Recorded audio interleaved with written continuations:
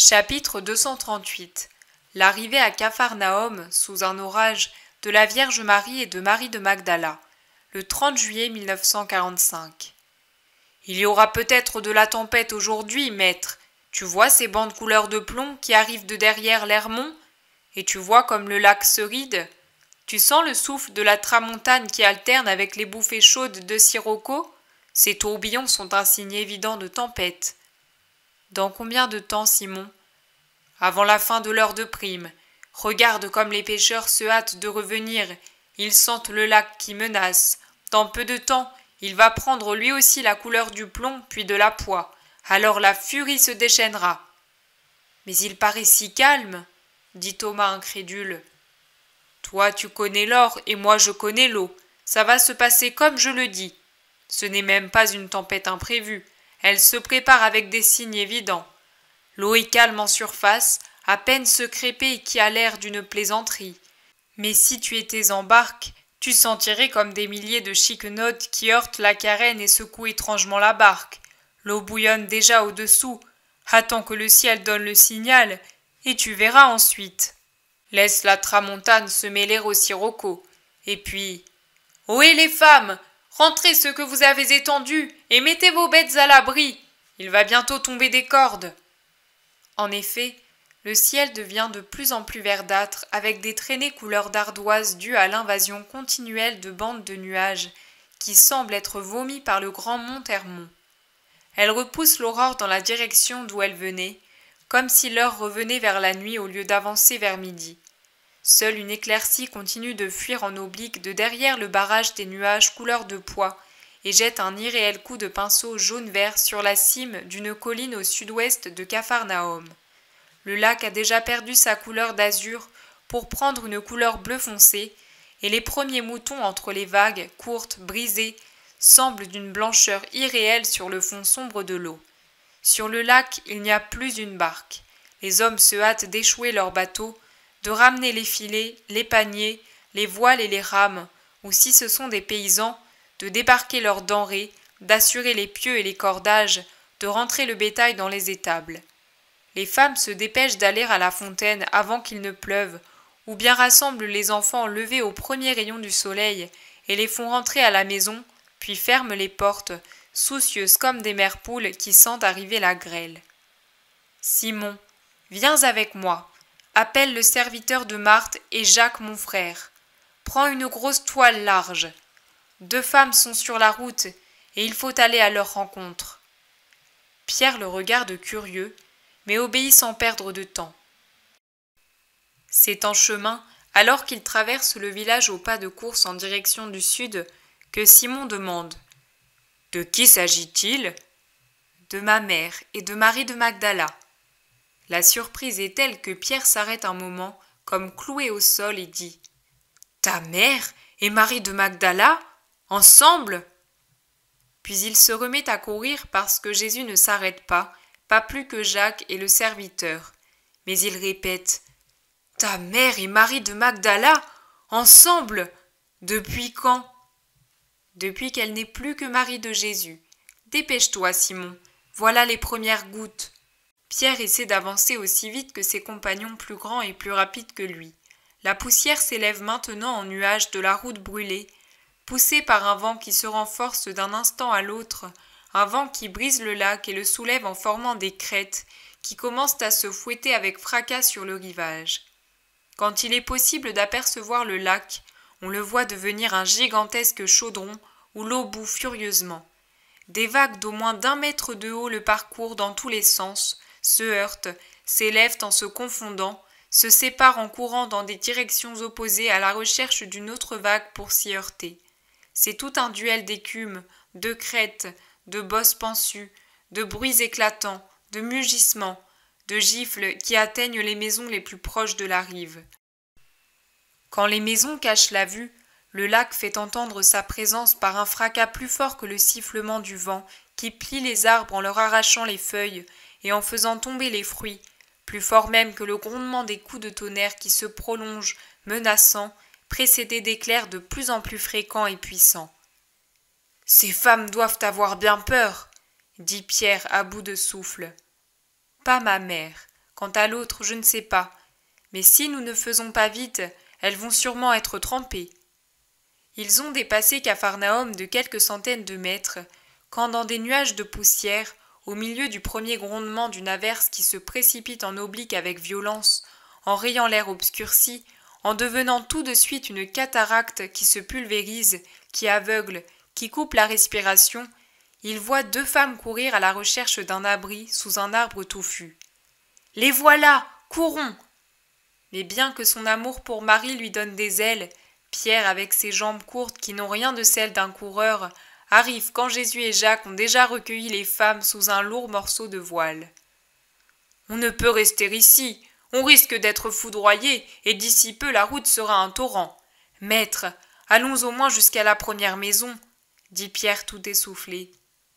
Il marche avec les femmes au milieu, en tenant la toile étendue sur leur tête et leur dos. Le premier mot que Jésus dit à Marie-Madeleine, qui porte encore le vêtement du soir du banquet dans la maison de Simon, mais a en plus un manteau de Marie, la très sainte, sur les épaules, c'est pour dire « Tu as peur, Marie ?» Elle, qui est toujours restée la tête inclinée sous le voile de sa chevelure qui s'est défaite pendant sa course, rougit, baisse encore davantage la tête et murmure « Non, Seigneur !» La Vierge, elle aussi, a perdu ses épingles et les tresses qui lui retombent sur les épaules lui donnent l'air d'une fillette, mais elle sourit à son fils, qui est à côté d'elle et lui parle par ce sourire. « Tu es trempée, Marie, » dit Jacques, fils d'Alphée, en touchant le voile et le manteau de la Vierge. « Cela ne fait rien, et maintenant nous sommes à l'abri, n'est-ce pas, Marie? Il nous a aussi sauvés de la pluie, » dit doucement Marie à Marie-Madeleine, dont elle sent le douloureux embarras. Celle-ci, de la tête, fait signe que oui. « Ta sœur sera contente de te voir. Elle est à Capharnaüm. Elle te cherchait, » dit Jésus. Marie lève un moment la tête et fixe de ses yeux splendides le visage de Jésus qui lui parle avec le même naturel qu'aux autres disciples. Mais elle ne dit rien. Elle est brisée par trop d'émotion. Jésus ajoute « Je suis content de l'avoir retenue. Je vous laisserai partir après vous avoir béni. » Sa parole se perd dans le claquement d'un coup de foudre proche. Marie-Madeleine a un geste de frayeur. Elle porte les mains à son visage et se courbe en éclatant en sanglots.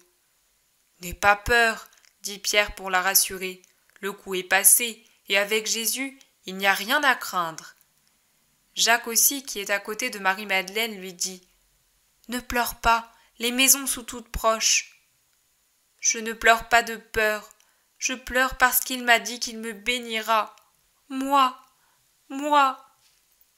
Et elle ne peut rien ajouter. La Vierge intervient pour la calmer. « Toi, Marie, tu as déjà franchi ton orage, n'y pense plus. Maintenant tout est sérénité et paix. N'est-ce pas, mon fils ? » « Oui, mère, c'est tout à fait vrai. Bientôt le soleil va revenir et tout sera plus beau, plus pur, plus frais qu'hier. Ce sera la même chose pour toi, Marie. » La mère reprend en serrant la main de Marie-Madeleine. « Je rapporterai tes paroles à Marthe. Je suis contente de pouvoir la voir tout de suite et lui dire combien sa Marie est pleine de bonne volonté. » Pierre, qui patauge dans la boue et supporte le déluge avec patience, quitte l'abri pour aller vers une maison demander refuge. « Non, Simon, nous préférons tous revenir dans notre maison, n'est-ce pas ?» dit Jésus. Tous approuvent et Pierre revient sur la toile. Capharnaüm est un désert. Le vent, la pluie, le tonnerre, les éclairs y règnent en maître. Et voici maintenant la grêle qui résonne et rebondit sur les terrasses et les façades. Le lac est terrible à faire peur. Les maisons voisines sont giflées par les vagues, car la petite plage n'existe plus. Les barques, tirées à l'abri près des maisons, semblent naufrager, tant elles sont remplies d'une eau trouble que chaque nouvelle vague rejette à son tour en giclée par-dessus bord.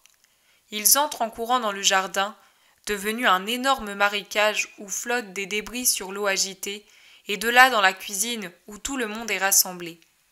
Marthe pousse un cri aigu quand elle voit sa sœur, que Marie tient par la main. Elle se jette à son cou sans remarquer comme elle se mouille en le faisant. Elle l'embrasse, l'appelle « Myri, Myri, ma joie !» Peut-être était-ce le diminutif qui leur servait quand Marie-Madeleine était toute petite. Marie pleure, penché, la tête sur l'épaule de sa sœur, couvrant le vêtement sombre de Marthe d'un lourd voile d'or, unique chose qui brille dans la cuisine obscure où brûle seulement un feu de brindilles pour dissiper les ténèbres qu'une petite lampe allumée n'arrive pas à vaincre. Les apôtres sont stupéfaits, de même que le maître de maison et sa femme, qui se sont montrés au cri de Marthe, mais qui, après un moment de curiosité, bien compréhensible, se retirent discrètement. Quand l'ardeur des embrassements s'est un peu calmée, Marthe pense de nouveau à Jésus, à Marie, à l'étrangeté de leur arrivée tous ensemble, et elle demande à sa sœur, à la Vierge, à Jésus, et je ne saurais dire à qui avec plus d'insistance. Mais comment se fait-il que nous soyons tous réunis? L'orage, Marthe, approchait. Je suis allée avec Simon, Jacques et ton serviteur à la rencontre des deux voyageuses. Marthe est tellement étonnée qu'elle ne réfléchit pas au fait que Jésus venait ainsi avec assurance à leur rencontre, et elle ne demande pas « Mais tu savais ?» C'est Thomas qui le demande à Jésus, mais il n'obtient pas de réponse, car Marthe dit à sa sœur « Mais comment se fait-il que tu sois avec Marie ?» Marie-Madeleine baisse la tête. La Vierge vient à son secours et la prend par la main. Elle est venue chez moi comme une voyageuse qui va là où on peut lui enseigner le chemin pour arriver à son but. Elle m'a dit « Apprends-moi comment faire pour appartenir à Jésus ». Comme elle a une volonté réelle et complète, elle a immédiatement compris et appris cette sagesse. Et moi je l'ai trouvée tout de suite prête pour la prendre par la main, comme je le fais, afin de la conduire à toi, mon fils, à toi, ma bonne Marthe, à vous, mes frères disciples, et pour vous dire « Voici la disciple et la sœur qui ne donnera que des joies surnaturelles à son Seigneur et à ses frères. Veillez me croire et l'aimer tous, comme Jésus et moi nous l'aimons. » Les apôtres s'approchent alors pour saluer leur nouvelle sœur. Il n'est pas exclu qu'il y ait de la curiosité, mais comment faire? Oui, ce sont encore des hommes. Avec son bon sens habituel, Pierre dit « Tout va bien. Vous les assurez de votre aide et de votre amitié sainte. Mais il faudrait penser que la mère et notre sœur sont mouillées jusqu'aux os. Nous le sommes, nous aussi, à vrai dire. Mais pour elles, c'est pire. Leurs cheveux dégoûtent comme les saules après l'ouragan. Leurs vêtements sont salis par la boue et trempés.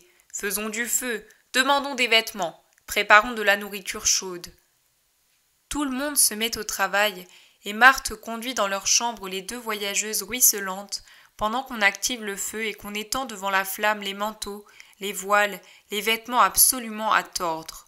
Je ne sais pas comment ils y arrivent. Je sais que Marthe, qui a retrouvé son allant d'excellente maîtresse de maison, va et vient, pleine d'empressement, portant des chaudrons d'eau chaude, des tasses de lait fumant, des vêtements prêtés par la maîtresse de maison, pour venir au secours des deux maris.